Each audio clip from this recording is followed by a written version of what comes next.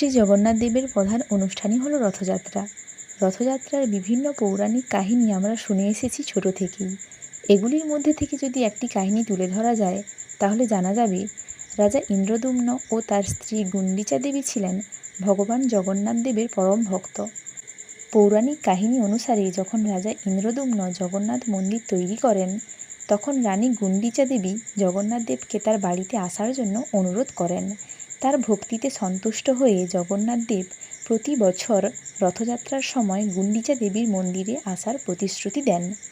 গুণ্ডিচা মন্দির স্থাপনের প্রধান কারণ হল রথযাত্রা উৎসবের সময় ভগবান জগন্নাথ, বলরাম ও সুভদ্রার বিশ্রাম নেয়ার একটি স্থান নির্দিষ্ট করা। রাজা ইন্দ্রদ্যুম্নের স্ত্রী রানী গুণ্ডিচার নামে মন্দিরটির নামকরণ করা হয়েছে। এই গুণ্ডিচা মন্দির ভগবান জগন্নাথ দেবের মাসির বাড়ি নামে পরিচিত। এই উৎসবে জগন্নাথ দেব তার মূল মন্দির থেকে গুণ্ডিচা মন্দিরে যাত্রা করেন, যা সোজারথ নামে পরিচিত, এবং সেখানে 7 দিন বিশ্রাম নেওয়ার পর পুনরায় ফিরে আসেন মূল মন্দিরে, যা উল্টোরথ নামে পরিচিত। এটি পুরীর জগন্নাথ মন্দিরের কাছেই অবস্থিত। এই মন্দিরটি ভগবান জগন্নাথ দেবের প্রতি ভক্তি ও ভালোবাসার প্রতীক।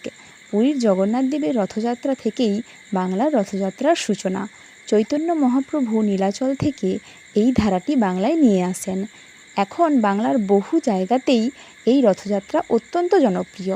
বাঙালিদের কাছে রথযাত্রার দিনটিকে অত্যন্ত শুভ বলে মনে করা হয়। অনেক শুভ কাজ হয়ে থাকে এই দিনে। এমনকি খুঁটি পুজোর মাধ্যমে দুর্গা পুজোর সূচনাও হয় এই দিনেই। আচ্ছা, তোমাদের মধ্যে কার কার জানা ছিল এই কাহিনীটা? যদি কেউ জেনে থাকো তাহলে অবশ্যই কিন্তু কমেন্টে জানিও।